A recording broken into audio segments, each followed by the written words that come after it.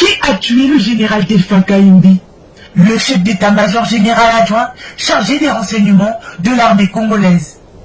Une affaire qui met dans les mauvais draps Félix Tshisekedi. Tout commence par l'acte 1. Le général Kayimbi est empêché de voyager pour l'Afrique du Sud. Le motif ne lui est pas communiqué. Acte 2. Le jeudi 27 février, il est convoqué au CNS, le Conseil national de sécurité, dont les bureaux se trouvent au Kanchati, où loge Tshisekedi et sa famille. Au CNS, le général subit un interrogatoire musclé pendant des heures, sur fond de menaces et intimidation. Il regagne son domicile, désarmé, dépouillé de sa garde. Dans la même nuit du jeudi, acte 3, son domicile est encerclé par des centaines de militaires, alors qu'il avait un nouveau rendez-vous au Conseil national de sécurité le lendemain. Le vendredi 23 février, entre le moment de cet encerclement et le matin du vendredi, c'est le flou.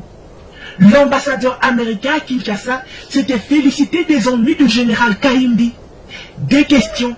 Pourquoi le chef de la maison civile du chef de l'État a donné l'ordre d'encercler la maison de Delphin Kayimbi, ce qui n'a rien à voir avec ses attributions? Pourquoi n'a-t-il pas été convoqué par la justice au lieu du CNS? Pourquoi le voyage précipité de Fathi aux États-Unis?